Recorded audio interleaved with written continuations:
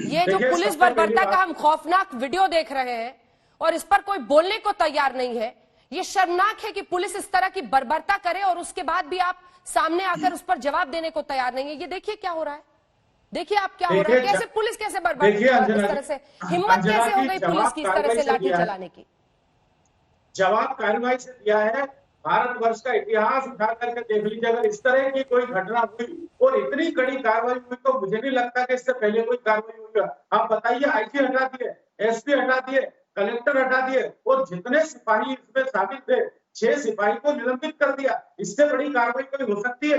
और हमारे मित्र जीतू भाई यहाँ बात कर रहे हैं दलित उत्पीड़न की, मुझे बताएंगे कि अगर सागर में एक दलित धन प्रसाद अहिरवार को जिंदा जला दिया 25-30 मुस्लिम युवाओं ने और मुस्लिम लोगों ने, इन्होंने उस मामले को दबाने का काम किया, उसका इलाज तक इन्होंने नहीं कराया और आखिरकार 8 दिन बाद वो धन प्रसाद ने दम तोड़ दिया, उसका इलाज तक इन लोगों ने नहीं कराया। मुझे बताइए, आदिवासियों की हत्या की बात कर रहे हैं जीतू पटवारी जी, आपके ये अलीराजपुर, आपको इंदौर में रहते हैं, आपके समाज में आता है, आपके जिले के पास है।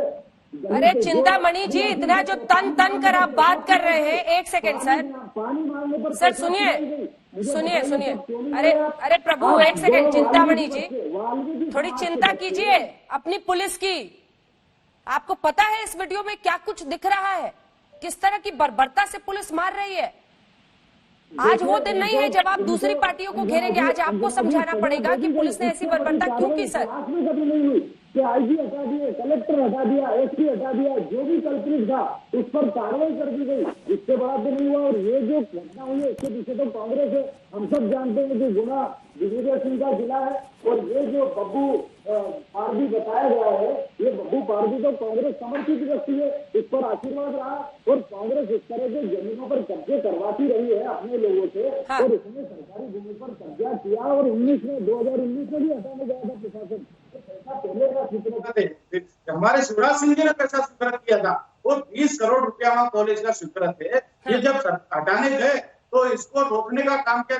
ठीक है, मैं इसका जवाब जीतू जी से लूंगी, लेकिन उससे पहले जिग्नेश मेवानी जी। समय हटा दिया जाता तो आज ये घटना नहीं होती। और यही बब्बू पारदी, ठीक है, आइए सर, लौट रही हूं आपके पास। कीटनाशक पिलाने के लिए प्रेरित करता है, तो इसके पीछे तो दिग्विजय सिंह है, इसके पीछे तो कांग्रेस के लोग हैं।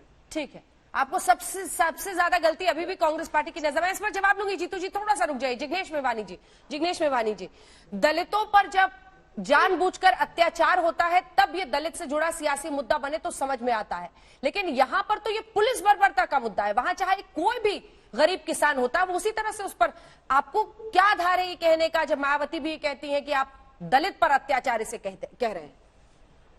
जिग्नेश, देखिए, इस मुद्दे पर मैं 2 बात कहना चाहूंगा। सबसे पहली बात यह है कि मान के चलिए मैं दिल्ली के जंतर मंतर में बिना पुलिस परमिशन प्रोटेस्ट के लिए खड़ा हूं और यदि मैं वहां से नहीं हट रहा हूं तो जनरली क्या होता है, 6, 8, 10, 12 पुलिसकर्मी आते हैं और डिटेन करके पुलिस की गाड़ी में बिठा के ले जाते हैं। वायोलेंस करना नहीं पड़ता। तो इस केस में भी ये 2 लोग थे, पुलिस इनको बकायदा डिटेन कर लेती और फिर जमीन का कब्जा ले लेती यदि उनको लेना ही था। इतना डेस्परेट होकर उनकी फसल को उजाड़ना और इतनी बर्बरता के साथ किसी भी किसान को मारना, फिर वो दलित है, सवर्ण है, हिंदू है, मुस्लिम है, उस बाइनरी में मैं नहीं जाना चाहता।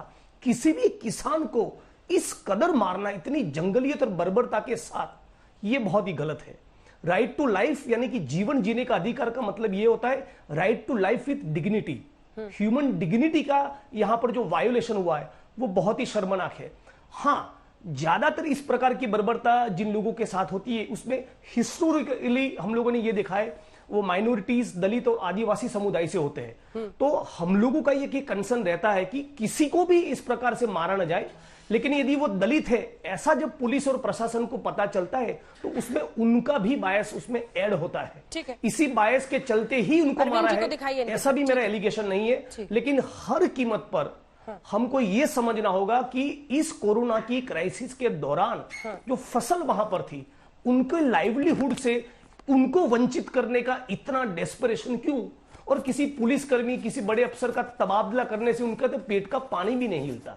सवाल यह है कि ये शेड्यूल कास्ट, शेड्यूल ट्राइब और ओबीसी समुदाय के भूमिहीन खेतीहर मजदूर है, उनको सरकारी जमीनें, गवर्नमेंट वेस्टलैंड आवंटित करने की योजना है। हाँ। तो ये आदमी इतने सालों की इस योजना के बावजूद भूमिहीन क्यों रहा? ठीक है। उसको किसी के खेत में जाके मजदूरी करने की नौबत क्यों आई? ये सारे पॉलिटिकल पार्टीज के लोग सोचे। और कांग्रेस की सरकार राजस्थान में है, भाजपा की सरकार मध्य प्रदेश में है, तो जितनी भी गवर्नमेंट वेस्टलैंड, यदि दोनों की कंसर्न सही है, तो जितनी भी गवर्नमेंट वेस्टलैंड दलित, आदिवासी और ओबीसी तबकों की जो भूमिहीन है उनको आवंटित करना चालू करें।